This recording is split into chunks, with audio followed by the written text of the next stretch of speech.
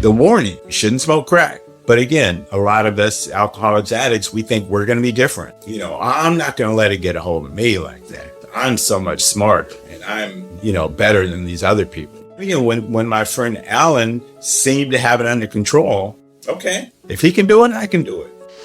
And in the summer of 1989, I was arrested 7 times, committing some burglary or robbery to get more money for cocaine. I've been sober almost 34 years. I joke, I'm more sober than CA in London because I'm almost 34 and CA in London is almost 33. Hello and welcome to 12 Steps and 12 Questions. My name is Silvio and I'm an addict. This pod is full of personal and inspirational stories of recovery from addiction. And in every episode, I'll ask each guest the same 12 questions about their life, addiction and recovery. Quick warning, there will be some graphic descriptions and a healthy amount of swearing. For this episode, please welcome Sean. Hi, spiritual seekers. Welcome to this episode of 12 Steps and 12 Questions. I'm always keen on hearing from any and all 12 steppers, no matter which fellowship, to be one of my guests here on this pod. So if this is you or someone you know, just send me an email on 12steps12questions@gmail.com. The email is also in the show notes. And with that, let's get to my guest for today. I'm so pleased that he's here. Sean, please introduce yourself. Hello, Silvio. Thanks for having me. My name is Sean Dugan. I believe I'm a cocaine addict. I still have alcoholism. I've been sober almost 34 years. My primary fellowship is Cocaine Anonymous, but I do AA probably equally. I live in New York City now, but I got sober in Los Angeles. And when I first got sober, I probably did 5 to 6 CA meetings a week and maybe 1 or 2 AA meetings. And just, like living in New York, since COVID, there are only 4 in-person CA meetings a week. Oh, wow. So I do more AA. But when I travel, and when I saw you in London last week, I get to do a CA meeting every day. And CA is my home fellowship because deep in my addiction, I smoke crack. That's what brought me to my knees. So I had to be around other cocaine addicts to find recovery. Right. Wonderful. Thank you, Sean. Coming up to 34 years. Wow. Amazing. Let's get to it. So the first of One day at a time. Indeed so. The first of the 12 questions is, Sean, did you have any adverse childhood experiences? I was raised in a loving, supportive home. It's funny. I was at a play a couple of weeks ago, and it was a play about a mother and a son, and the father/husband had died within the past 2 years or so. He was a drug addict, went to rehab numerous times. The mother was a classic Al-Anon, tried to have tough boundaries. When the kid cleaned up a little bit, she would start, forgetting he was an addict. After the show, I was outside and I was waiting for one of the actresses, the woman who played the mom, because she's a personal friend of mine. So I was just waiting to talk to her, and she was in recovery also. And I overheard a gentleman talking to his wife and another couple, and I could tell he didn't understand about us. Yeah. He said, I wanted to see what led to his addiction. Why did you feel like he needed to do drugs? And I'm not an anonymous person. And I took the chance to talk about, recovery. And I asked the guy, do you know anybody who's in addiction or, suffers from alcoholism or addiction? Because we don't know. There's the classic story of, the child who was, both parents were alcoholics. One parent was an alcoholic. He grew up in, broken home, going to different houses and, being shuffled between parents and this and that, or some trauma happened. And that's why he's an addict, or the kid who, comes from extremely wealthy parents, and the parents, they're so busy living their life and making a living, they forget and kind of, abandon the child emotionally. And that child finds other drug addicts or other kids to hang out with. I got to go to summer camp. I went to nice schools. Both my parents were home. Both my parents worked, but, we ate dinner at home. My grandmother helped raise me. I was an altar boy. So nothing really traumatic led me, to getting, trying drugs or alcohol. I didn't smoke my first joint until after I got out of high school, and it was just because I was fitting in. I wanted to feel like I fit in. And, you know, weed smoking progressed from once in a while to more frequently to every day. And, in college, I, drank at parties or social functions. So it was like alcohol and weed, and then, progress from there. But as a child, no, nothing traumatic that led me to drug addiction. I say this quite often on this pod, is that I like this question not because we are necessarily trying to find reasons as to why we're addicts. We're just addicts. And, I've often said step one is very clear. It doesn't say we became alcoholics because our mothers treated us badly. It's just an admission of powerlessness, But I like, because it's a personal podcast, I like to get to know my guests a little bit better, and for everybody else to get to know them a little bit better. So I think you're an Angelino by birth, are you not? Correct. Grew up in Los Angeles. My dad was he was born in Georgia, the small town of Georgia. So I spent time in the South. My mom was born in Los Angeles. And one of the things that set me apart, and things that you don't realize until you get sober and until you start doing some inventory, I did feel, like I said, nothing traumatic happened, but I didn't feel, my dad was 40 when I was born. My dad was 47, almost 47 when I was born. My mom was almost 40 when I was born. Mm-hmm. And that was quite late. I was her first child. I have a half sister who's 17 years older than me. So just not feel, my sister was 17 years older. My dad was older. My mom was older. Again, that just set me apart from other people. Mm-hmm. But, growing up in Los Angeles at a time which was much simpler, things are, we didn't have the internet. We didn't have cell phones. The answer machine was whoever answered the phone. When you left the house, nobody could track you down. It was all until somebody picked up. So things were a lot easier back then, in my opinion. Just kids, we played outside. Yeah. We didn't have screen time. We went out and played and got dirty and fell down and got up. So it was, a pretty basic American upbringing. Great. Thank you. Thank you for sharing that. Did you enjoy your school? I mean, what was your schooling experience? Mine was terrible. That's why I ask. I did enjoy school. My folks were not wealthy, but since they both worked, my dad owned the dry cleaners. So I guess it was kind of blue collar work. And my mother worked for the county of Los Angeles. She, was in administration. But because they both worked, we got, I got nice clothes. I never wanted for anything. And I went to a private nursery school, kindergarten and nursery school. And these were, and I know some of the kids still now, but these were the kids of doctors and lawyers and other working parents. Yeah. And then after, so I went there, nursery school and first grade. And then I went to a military school, and it was the kind of military school where you went home every day. But so we'd have to stay overnight, but we wore uniforms, and it was discipline, and it was, teaching us good values. Mm-hmm. And I left there. So I was there from second grade to seventh grade. And then I went to a co-ed private school, again, very small. And I could survive because I was well-mannered, I was polite. And looking back, I didn't have to do as much work as other kids because I was the nice black kid. I think there were maybe throughout school, maybe in a class, there maybe were 4 blacks. My graduating class was very small. I think we had 43 people. You knew pretty much everyone. Like my graduating class was only 43 people. So, some schools in Los Angeles, it's hundreds. So there might be somebody that you don't know, but I knew everybody. We were all in the same classes. Yeah. So again, I could survive and just, be a good kid and get by. Yeah, being I'm quoting you here, the nice black kid, and being 4 blacks out of 43, right?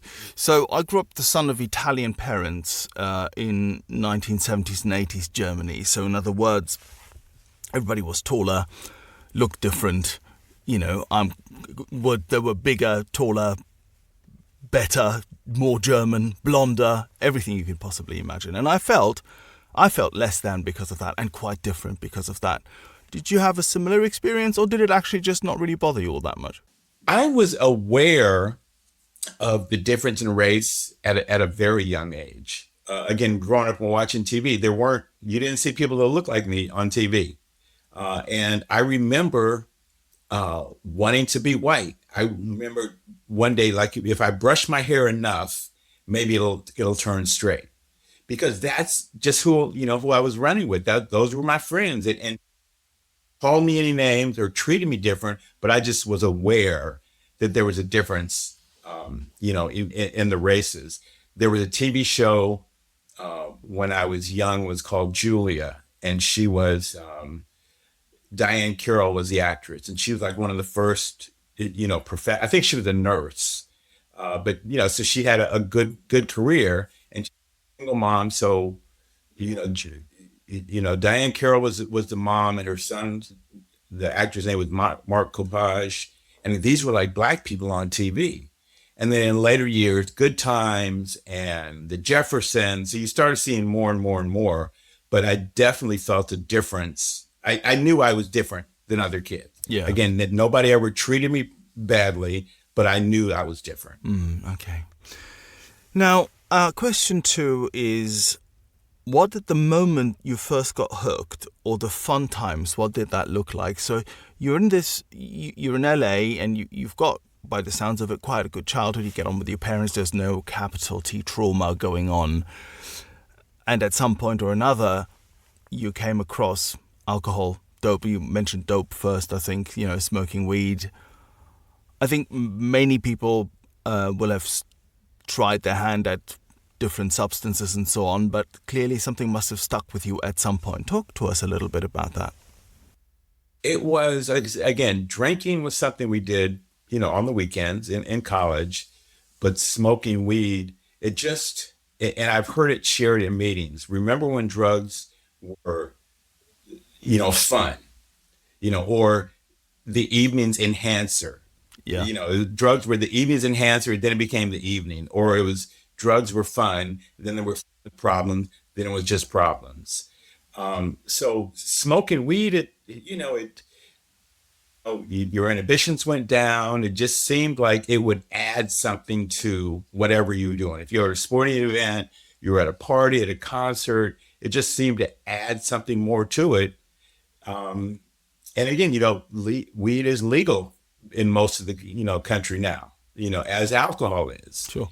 And it's, again, I never ran into the issues that I did, smoking weed, that I did once I started doing cocaine. Again, there were no consequences. Mm-hmm. And so when you started, you weren't a blackout drinker right away by the sound of it. It didn't seem to be problematic from the off. No. I never drank. And again, this is something I've learned since I've been sober. I identify, if I'm at an AA meeting and they want you to identify as an alcoholic, I will identify because I believe the disease of alcoholism, aka addiction, is the same. But I never drank alcoholically. I never had a blackout. I think I threw up from drinking 3 times. And again, that I remember. And it was, it was preceded by food. I ate some spaghetti or whatever. I had a hangover one day. So alcohol was I never got, oh my gosh, I'm not going to drink anymore. It was like, oh, don't drink after eating spaghetti or that much. So alcohol was never a problem. If I had kept drinking, it might have become a problem. But it never led to, to any trouble. So I never had a blackout. Never had a blackout, had one hangover, and didn't really throw up from alcohol. It doesn't sound as if you had that classic experience that we often speak at this point, that we often speak about here, which is that moment of almost spiritual moment of going, oh my God, this thing completes me, finding that sort of Lego brick that just fits perfectly to whatever is going on inside of you. So you were, to all intents and purposes, a social drinker and a social smoker, and things were fine. Exactly. Mm-hmm. Okay, yeah. How long did that go on for, and then how did that progress? Alcohol, again, from the time I had my first, and again, I drank, the first time I had anything that I enjoyed drinking was, church wine, having communion in 8 or 9 years old. And going forward at family functions, I would sit at the adult table and I'd have wine with dinner. As people in Europe do. A lot of kids have wine. So again, alcohol never became a problem. When it got towards the end, where the cocaine addiction was really bad, and I'd be with people and they'd say, oh, we need to save some money so we can have some alcohol to come down. I was like, no, we need to pool our money to get more cocaine. So from the time I had my first drink, to where I was a regular drinker in college, or, a social drinker, in my professional career, alcohol never was a problem. Weed, again, I started smoking more than I really had planned to. I started smoking more. Weed, I smoked all day. If I had it, I'd smoke in the morning, smoke it throughout the day, smoke it at night. But when I got to cocaine, that's when the problem started. So as a drinker, yes, I was a social drinker.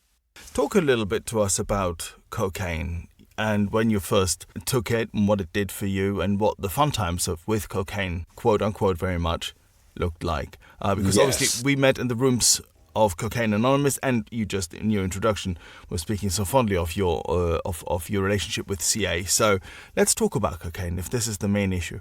So the first time I did cocaine, and it was just probably 1982, I was at a party, and I think it was a party at my apartment, and a friend just gave me a line, and I took it, and it didn't really do anything for me. I was like, oh, whatever.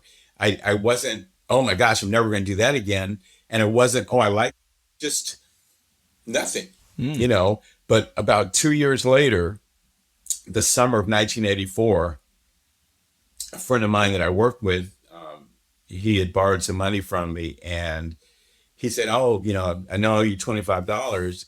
I can pay you the $25, or I can, give you some Coke. So a friend of mine is selling Coke now. What do you want? And again, cocaine was more popular. You heard about it more. So I said, oh, let me try the Coke. And I liked it. It just, I think that was the weekend of the Olympics, of the 1984 Olympics in LA. Okay. So again, it was a time I was out of college. The Olympics are going on. I'm going to the Olympic events. I'm working in the TV sports industry. And again, the same feelings of smoking weed, cocaine was now adding more to it. It was adding more to the good time. So again, I'd do it on the weekends or do it occasionally, no problems. But whenever you had cocaine, it was always a better time. You did it with Coke, and you're cool, and you're doing Coke, and girls like it, and it was just cool. And then it progressed to, getting more on credit, and not being able to have it because I had to pay the dealer back. There was a TV program about a year ago, and it was about the history of the Los Angeles Lakers, a basketball team. And they were interviewing different players or different people who worked at the Forum when the Lakers played. And they said there was a dealer at the Forum, that's where the Lakers had played in the 70s and 80s. And he was in the press club. And I said, oh my gosh, that was my dealer. So I had the same dealer as these other people. But again, he never let me, I never owed him thousands of dollars. I might owe him, $100, and he wouldn't sell me anymore until I paid him. And so it never got to, when I was snorting cocaine, it never got to, am I going to pay the rent, or am I going to buy cocaine? Am I going to buy cocaine? So again, it was something, there was starting to be some problems, but nothing seriously. When I started smoking crack, that's when everything changed. We'll get to that in a second. This concept that you were just talking about a moment ago of cocaine or weed being the enhancer of the evening, the enhancer of the experience. This was something I experienced also really keenly. All right, well, we're going to go watch a movie. All right, I need to smoke a joint, or have to have a bong before I do that, because, otherwise the movie might not be quite as funny, or, a really, and it's interesting. It never occurred to me that it might just be a crap movie, right? I might just not be enjoying the movie, but, if you, right. if you need drugs to enjoy it, maybe the movie's just not that good, and then, of course, with going out in particular, much as, it's been said, of course, about alcohol, for instance, being the social lubricant, and my social experiences were enhanced by, being looser, being cooler, being more relaxed, and all of that. So a lot's being said about that, but the enhancer thing is something I haven't thought about for a little while.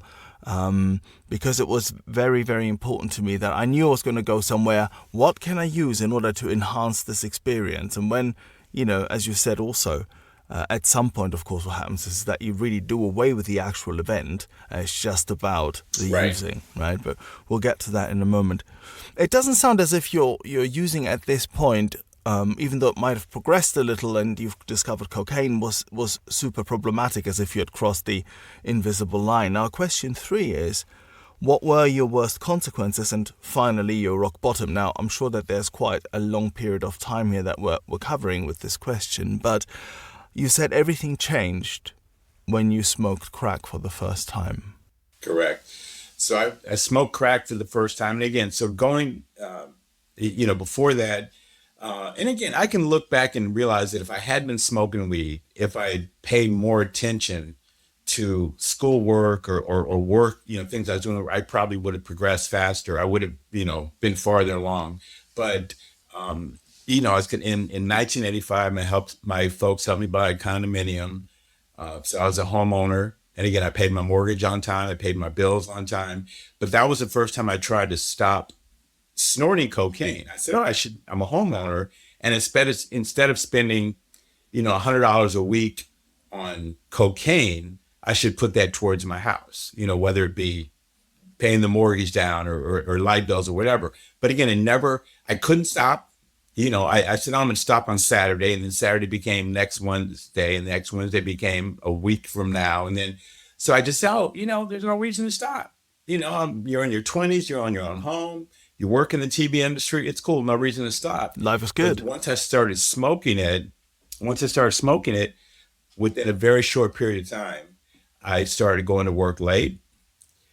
And I didn't have to work till 2:00 in the afternoon, typically. If we were doing a nighttime game, we didn't have to be work till 2. So when you can't get to work at 2 in the afternoon, there's a problem, but more and more, I'm not paying this bill because I'm, smoking coke. I'm not, paying this, I'm not preparing for work because I'm spending more and more time on cocaine. And I stopped showing up for work. And again, I was in the TV industry, so I was a graphics coordinator. So anything you see on the screen at a sporting event, I was responsible for. So imagine if I'm showing up and I'm misspelling people's names, and I'm just, not putting in the time beforehand to prepare for this event. Because a live event, you can't change it. No. If I spell your name Selvi, I can change it, but everybody knows he misspelled it, But there's some pressure attached to that. Right. So that's when the consequence started, and I was relieved of my duties but one producer wouldn't work with me anymore because of, what was happening with me with my cocaine addiction. Let's go one step back very quickly.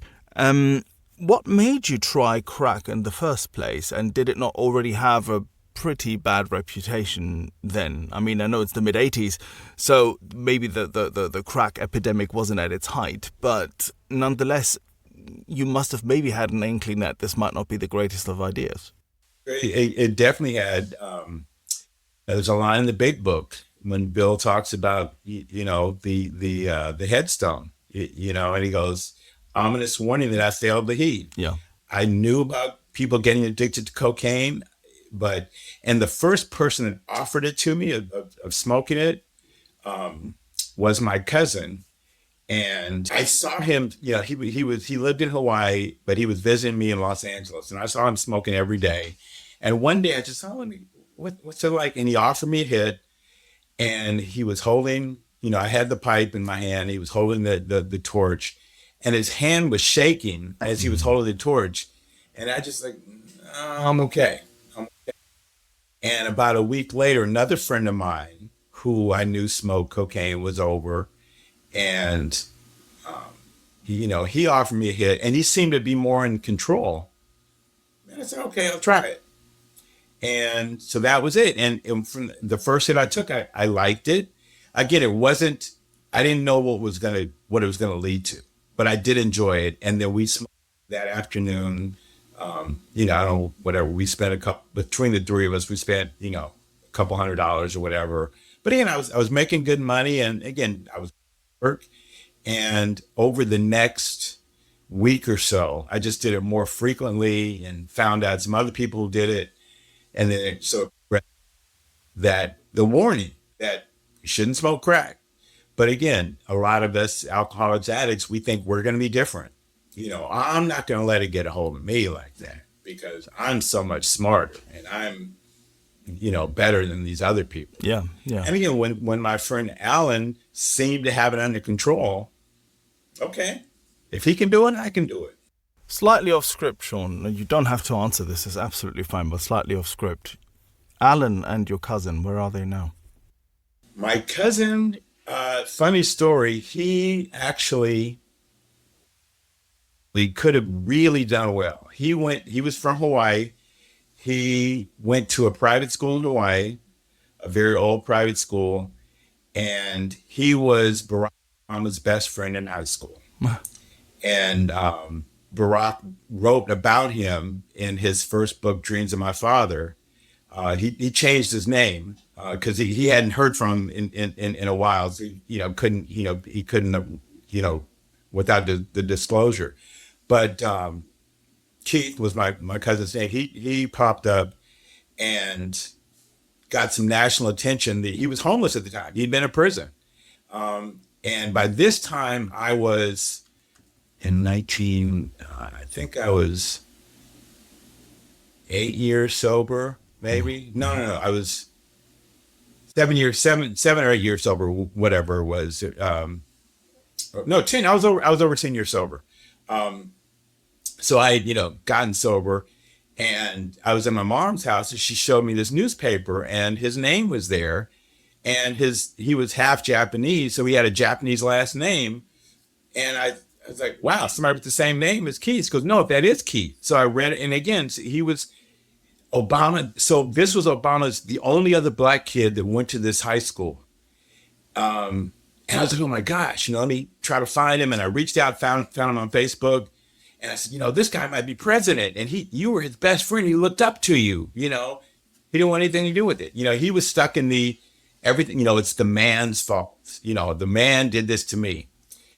And on the other hand, he started going to Cocaine Anonymous. We would still be back and forth. He'd have a couple weeks sober, and then he'd use. I went to jail in February of 1991. That's when I finally got sober. And Alan was one of the people who came to visit me. So Alan was sober at the time. He did pick up one time. So he would have had, before he, I think, was 2 years less time than me. And Alan really just died about a month ago. So we remained friends, in sobriety, and he was my Eskimo. I ended up renting a room from him, and he continued to work in the TV industry. He was a cameraman. And so I'd known him for 40 years. We worked, we smoked weed together, we drank together, we smoked coke together, we got sober together. And he just went in for a kind of a typical procedure. And, he smoked for a long time. He smoked cigarettes for a long time. He was married with a young child, and it was tragic. But he passed, about 2 months ago. but he died sober. He died over 30 years sober. Sorry to hear about your loss. What is interesting, though, is to hear that both of those people that were there early on with you when you were first using crack for the first time and cocaine at the time, that they both, I think it's fair to say, ended up struggling with the substance. So I think that's really interesting. Mm-hmm. So Yeah. how did it progress from there? You just alluded to the fact that you ended up going to prison doing time and that is where you got sober. So if you could talk to us maybe about the progression towards that and your rock bottom before you came into the rooms. If you're enjoying this podcast and would like other addicts and alcoholics to hear it, then please make the pesky AIs and algorithms work their 12th step. Hit like and subscribe. So once I lost my job in the TV industry, again, I still was a practicing drug addict. So I still needed drugs. So I turned to crime and burglaries, just, stealing from my parents whenever possible. Lost a condo they bought for me. I moved back home with them and I'm, going through their pockets or their, my mom's purse, stealing jewelry, and then running with the wrong crowd and being a commercial burglar. And in the summer of 1989, I was arrested 7 times and I went to jail 7 different times. All, maybe just 2 or 3 nights. I think the longest I stayed was a month. But again, just trying to get cocaine, either having it and being stopped by the police or committing some burglary or robbery to get more money for cocaine. So again, the mind of the addict. One more, I'll stop, after one more good score. After we get enough, it'll be one more. And that's the great obsession of every alcoholic addict, that somehow, someday, we're going to be able to enjoy it. We're going to be able to control it. Did you, at that time, so, you get arrested all the time and you're probably cursing your luck and, probably blaming all sorts of other people or circumstances and so on. Nonetheless, you must have had some sort of awareness about how far you'd sunk from having a place of your own, from being the nice black kid, from having a good job in an exciting industry that provides, lots of access to interesting people and athletes and so on, to being the guy who goes out to chase that really good score after which you will give up using. What was your awareness of this like at the time? How did you feel about it?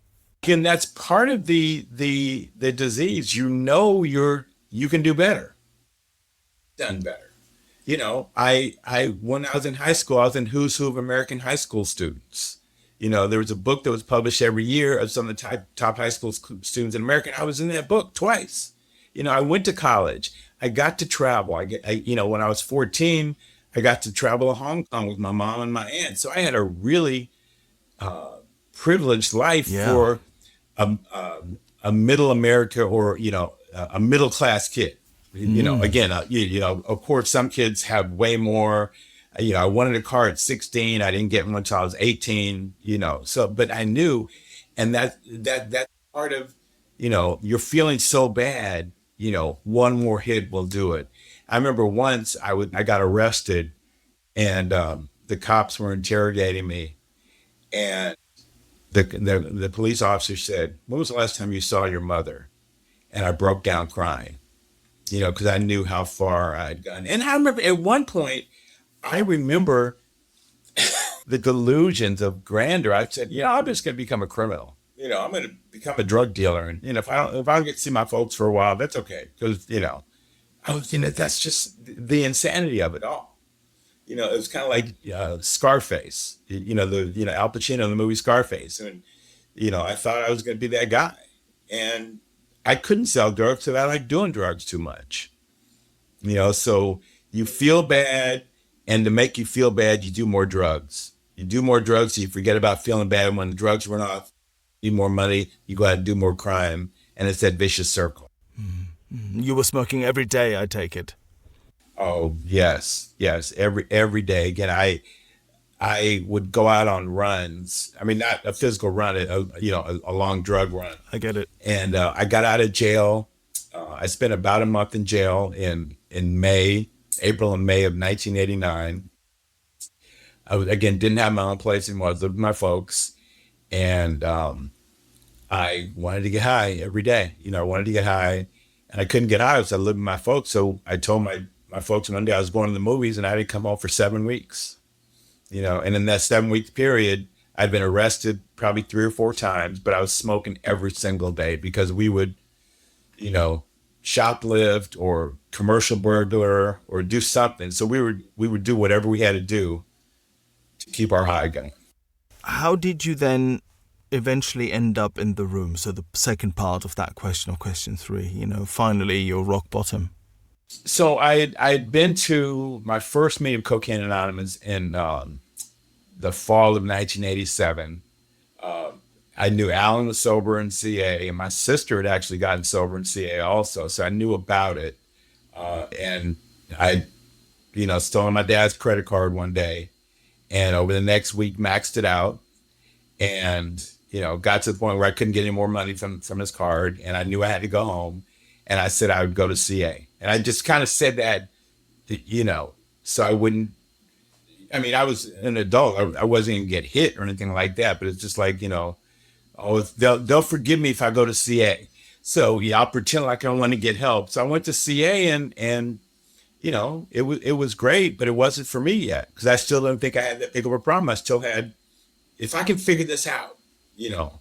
So I lasted about 2 weeks, and then in the summer of 1989, I said that I went away for 7 weeks, getting high every day, and then came back. I was home for a week or two, and then went out again, and I was gone for about a month. And when I got home, a friend called me, and he said, "Yeah, eating," and I didn't know this is somebody I, smoked weed and drank with, but I didn't know he had gotten to the point where he needed to go to recovery program. So he took me to CA in September of 1989, and I started going to meetings regularly, but I was still using regularly.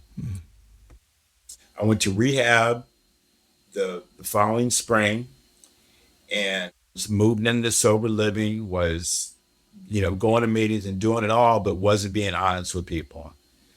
So I was telling people I was gonna do it, and I really didn't. And January of 1989, I'm sorry, January of 1991, I was honestly sober for about 8 months. I was living in sober living, and I went to get high one more time. Again, I still didn't believe that I was powerless.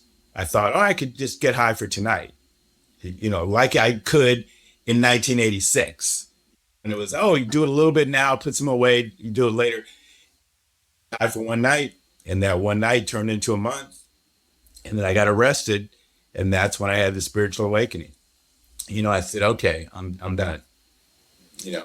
So it was in early February of 1991 is when I surrendered and was given the gift of desperation. When I decided that I'd rather be sober and live life on life's terms than to try to get high one more time, try to, figure out how to do things my way.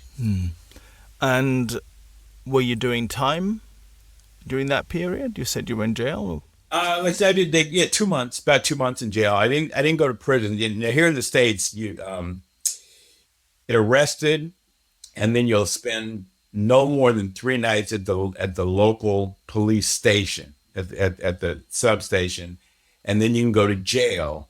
And jail is where you go typically while your trial, before you go to trial, or whatever.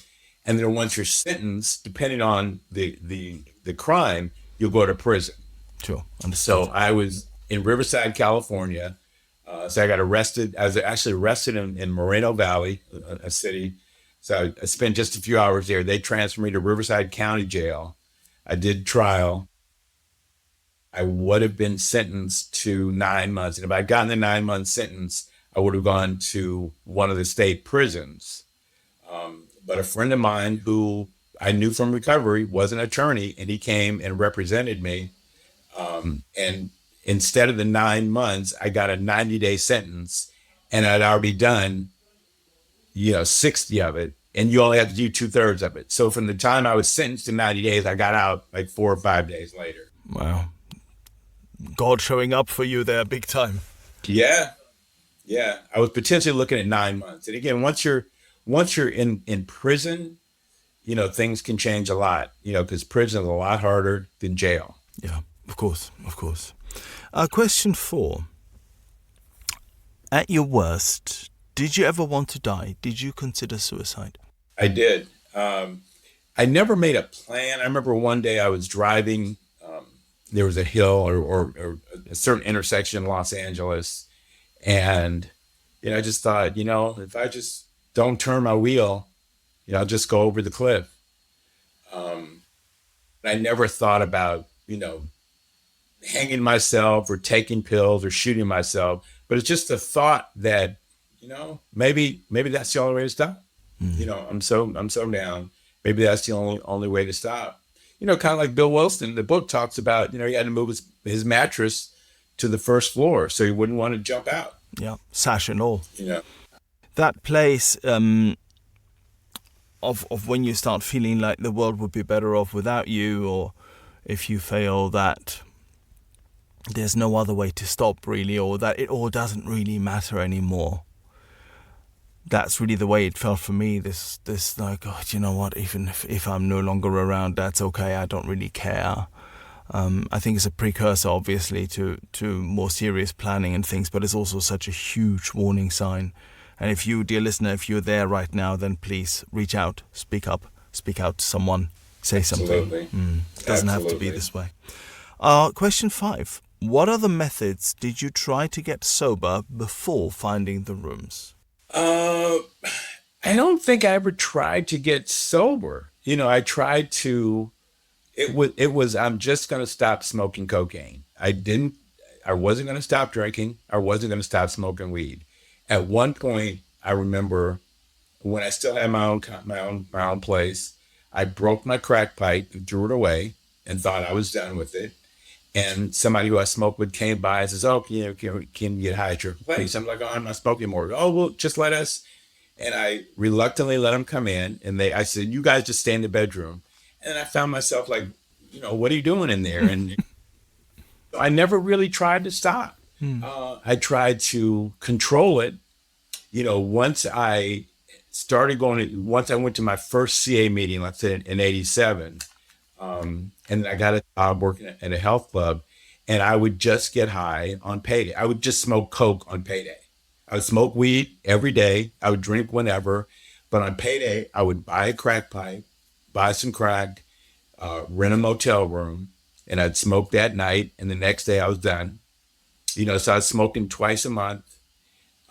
So that was the only time that I really tried to even control it. I never tried to stop until I finally did stop, until I got to rehab in 1990. Like I said, I would go to CA, but I wasn't going to quit drinking. I wasn't going to quit smoking weed because those weren't my problems, I thought.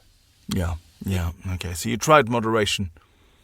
Exactly. And again, even when I was going to meetings, like I said, in 1990, and I got 8 months sober, I was just stopping for now. I had a plan to use again. I was just stopping for now. It wasn't, I'm done. 34 years ago, it's like, I'm done. I'm done. It's not like, I can, I'm done until something happened. Yeah. In those 8 months, did you do the steps? I did. I went to meetings. I had commitments. I was in a sober living. So again, I just wasn't being honest. I didn't tell anybody I'm doing this for a year. I said, yeah, I'm doing this. I went to conventions and, the recovery program or the fellowship in Los Angeles was strong. I was in a men's sober living. So we had good guys in the house. We were going to meetings every day. Again, had commitments, had a sponsor, worked steps. And again, but if I didn't tell anybody what my plan was. I find this really interesting because sometimes we go through this process of going through the steps, right? And it's a very powerful process if we do it right and if we guide it correctly. Then it's an extremely powerful process. But of course, if your intention is not to stay sober, and if your intention is not honest, and you have this, the book speaks of a lurking notion. idea that if I do this for a year and then I can go out and become the user I used to be 5 years ago, you're still going to end up falling flat on your face. Exactly. Exactly. For other people, again, I didn't really want to be sober. I wanted to learn how to use properly. Yeah, like a And I gentleman. figured if I could stay sober for a year, then, again, I don't know, thinking back, I don't know if I thought maybe I'd do it once a year, and I was always a guy with just 1 year, or newcomer to 1 year, then he's going out, newcomer to 1 year. I don't know what I thought, but I just knew, okay, I'm going to do this for a year, and then I'm going to pick up and not tell anybody, for 30 days. So I thought my plan was get a year sober, go out for just one night, and then in 30 days, take a 30-day chip and say, oh, I did it again. But again, I didn't think past that 30 days. So I don't know if I was planning on getting another year and doing it all over again, or I was going to do it for a year and then stay sober permanently. I don't know. But I just know the plan was stay sober for a year. And I never got there. So I got to 8 months. And I'm not sure whether insanity really has a plan, or a clear-cut linear plan like that, So yeah, absolutely. Thank you. Thank you for sharing that, Sean. Our question 6 is, once you came into the rooms, did you struggle with the word God? No, I never did. I grew up going to church. I prayed. I said my blessing before foods. I grew up growing up in church. I always believed in God. It was a different God. I say it was a Santa Claus God. If you give me this, I'll do this. It wasn't the higher power. It was, we were raised Episcopalian, which is, a branch of Catholicism. We went to church. I served on the altar. The first time I had wine was the first time I had alcohol that I enjoyed was when I had communion. So I didn't have a problem with God. But I just didn't want to rely on God. God was just something there, you need to eat vegetables. I'd rather eat a burger, but you need to eat vegetables. You have to have a balanced diet. So God was just part of life. It wasn't something to go to with your problems. It was something to ask for favors. Like I said, if I'll be real good, God, if you do this for me, Transactional God. Exactly. Our question 7, dovetailing with our question 6, whether you struggle with the word God, our question 7 is, how do you experience your higher power today? It's funny. I speak a bit, at different CA events or conventions, and there was a convention in Los Angeles or in Southern California a few months ago. And I was talking to a good friend of mine, Ken Cross, and he's sober, over 41 years. And he was one of the first 100 people who got sober in Cocaine Anonymous. And we're, we talk frequently. And I said, oh yeah, I'm the Sunday morning speaker at this convention. And he said, oh, remember when they used to call that the spiritual speaker? Because it was different. That the banquet speaker is kind of be more entertaining, and the spiritual speaker Sunday morning is, just kind of a different speaker, because they're going to talk a lot more about God. So when they sent me the schedule of speakers, they still called it the spiritual speaker. And I said, Ken, I'm still the spiritual speaker. So that was back in March, and I spoke in Philadelphia 2 weeks ago at another CA convention, and I was the Sunday morning speaker. Right. So again, I guess I'm pretty spiritual, and I trust God, and I don't know when it changed. It's just, I still pray every morning. I still trust God. I still pray at night. I believe that God is taking care of me. I don't ask for things specifically. I ask for guidance. Pray for people. If I knew you were going through a medical problem, I'd say, God, please help Silvio get through this. Give him the strength to fight it. And then after I prayed for everybody else, then I'd say, God, guide me. And I might say, I want something specifically, God, I need to work because I need to pay my bills. So, direct me to who to talk to, who to call. I'm an independent contractor. So what calls do I need to make to get work, or which job should I turn apply for. If there's a girl that I like, and I'm not going to say God give her to me, but I was like, if you want her for me, or if you want me to be with her, guide my actions. Have me call her or text her just enough to keep her interested, but not to chase her off. So I'm constantly talking to God or communicating with God or trusting God. And I don't know when it happened. It just, and again, it talks about in the big book, sometimes the alcoholic doesn't understand how he's changed. Other people see it before he does. So again, I've spoken twice this year as the spiritual speaker at CA conventions. So I guess I'm pretty spiritual. So I love the idea of God being your wingman. That's quite cool. I've not heard that before. It's very cool. So our question 8, I'm assuming you've done the steps a few times by now, but let's roll with it nonetheless. Which parts of the steps were the most difficult for you? Is our question 8. Probably I think it was the second time I did a 4-step. I did a 4-step in 1990 again, but I still used one more time. So in 91, at some point in 91 and 92, I did it, but I did it again in 2000 or 2001. I went through a workshop that takes you through all 12 steps in a month. And we did it as a group, and we were all going to get together, and everybody's going to work on the 4-step on a particular day.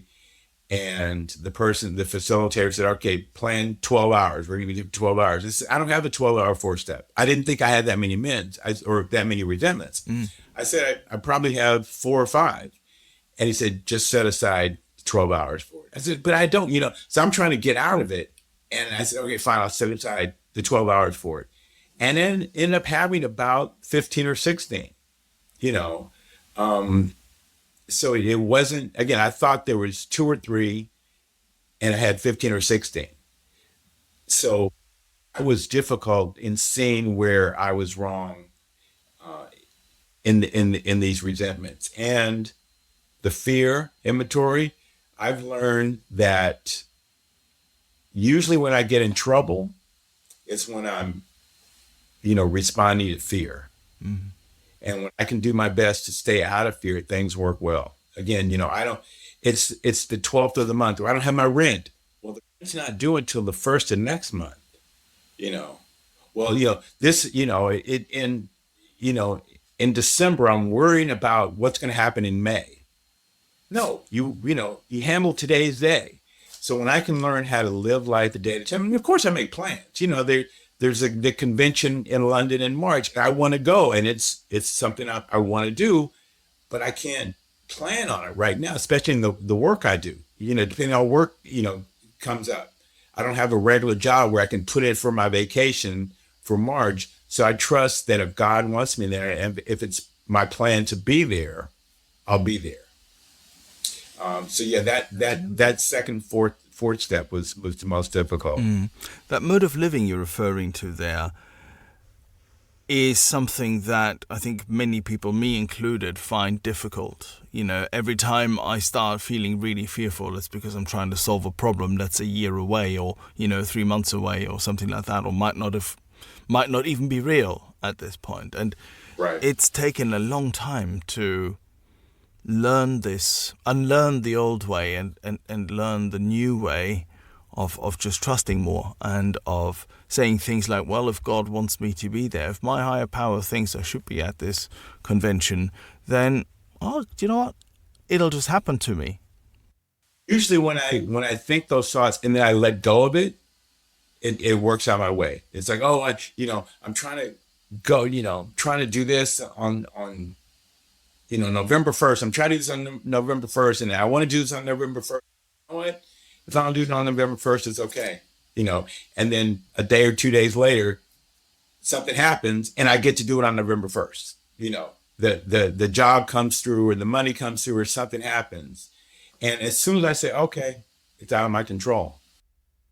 Yeah, I think the grasping in particular makes it really difficult. The moment you really sort of hold on to things, the hands on the steering wheel approach is, and it's only, I suppose it's only human, isn't it? This is that you want to steer the car into the direction you think it should be going, but it's just not the way it was. Right. Yeah, I hear that.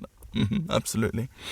Question 9, which character defects give you most trouble today? That's a tough one. Again, I know when I'm working and I have money in the bank, or I've got money coming in, I feel more at peace with the world. When I'm not working and I get into fear, I'm going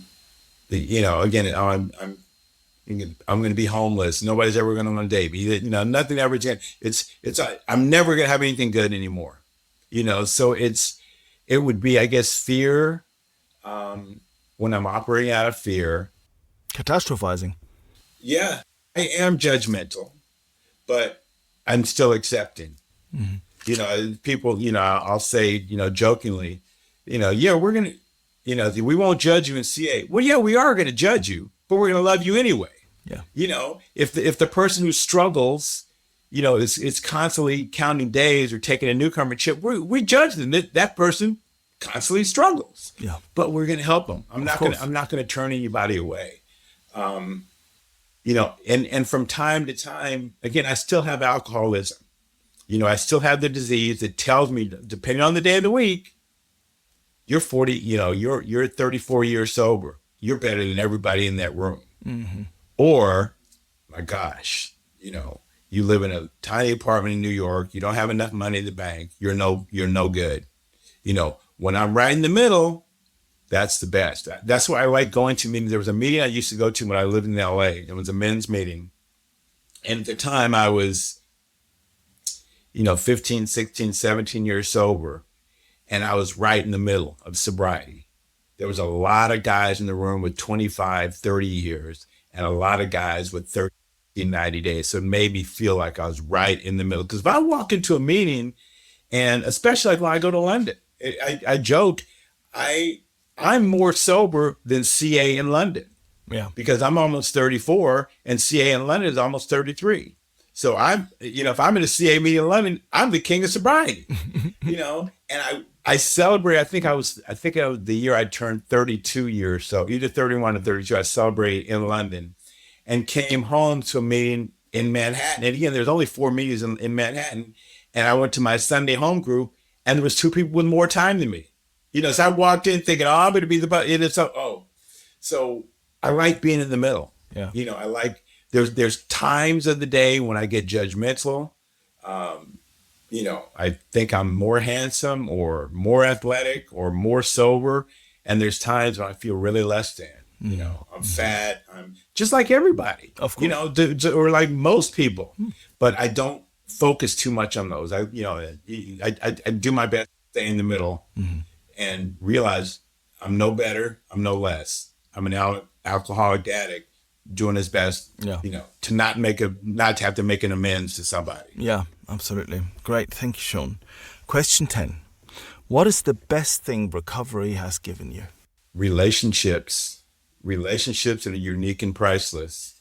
I have so many friends in recovery, in the rooms, in the fellowships, and I have people who have never seen me drink or use, but because I'm authentic and because I do what I say I'm going to do, and because I do my best with attitude, I have, friends. I went through cancer treatment earlier this year, and I had friends who said, you need help.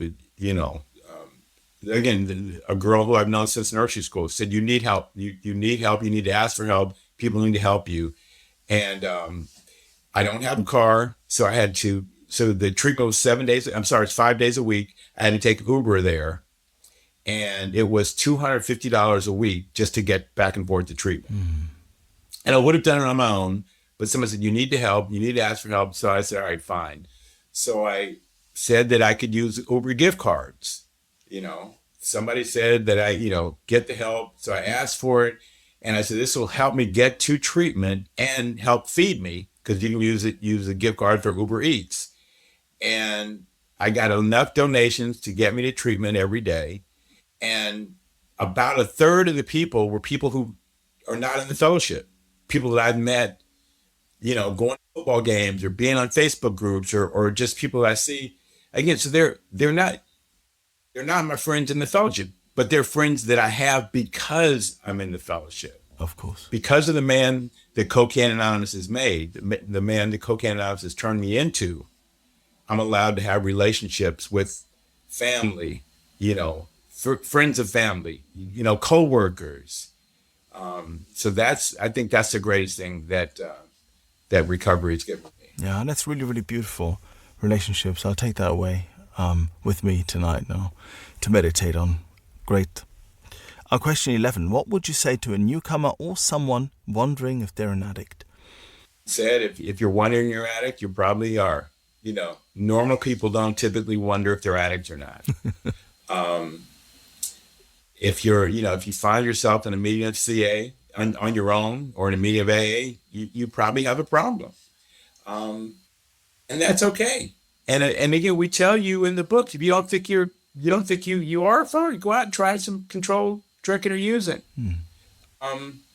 If you can do it on your own, if you can stop at 11 p.m. or you can only spend $100 or whatever goal you set up, if you can stick by that, great. You're not one of us, and if you ever change your mind, if you want to be here, we're here for you. Yeah.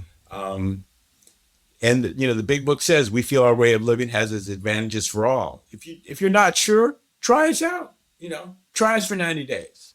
Do everything. Go to the meetings, get a commitment, have a sponsor, work the steps, and if in 90 days you're not better off, then go back. I'm of the also of the firm belief that I think pretty much anybody would probably benefit from doing the 12 steps. Right? It's just my opinion, of course. Yeah, there are dozens of 12-step programs, and the substance is only mentioned in the first half of the first step. Whether it's gambling, sex, food, spending, people, codependence, or whatever. It's that first half of the first step. We're powerless over cocaine, marijuana, alcohol, gambling, sex, food. The other 11 steps are about getting a connection with God.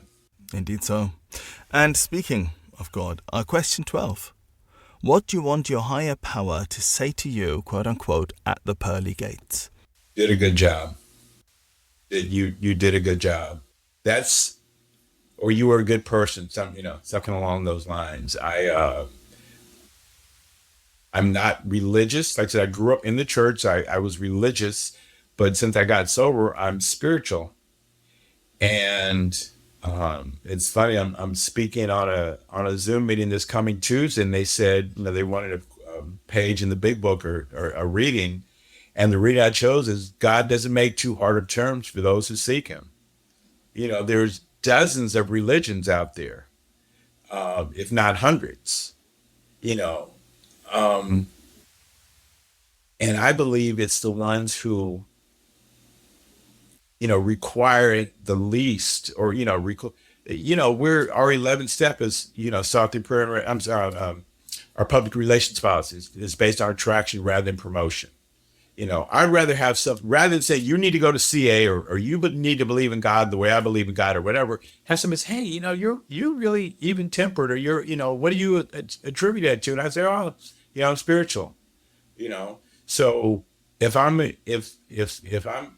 getting ready to, God said, yep, you were a good job. You did a good job. You helped more than you hurt. When you did hurt, you made amends for it. You did your best to be considerate and tolerant of other people. Because I'm not perfect. I do have to make amends from time to time. Even to this day, or things. I've got a friend, and we're different political views, and he would text me and want to talk, and I was like, I don't want to talk politics via text. You can call me and we can talk about it, but I don't want to do it via text. And one day he posted something on Instagram, and I didn't agree with it, and I commented, and then he posted back, and I got upset, and I need to quit being friends with him. And I was like, wait a minute. If I told him, don't text me about politics, I can't text him about politics. I've got to stay out of it. So, I realized I was in the wrong in trying to justify myself. So I hope God says I did a good job. You've certainly done a really good job here today with us.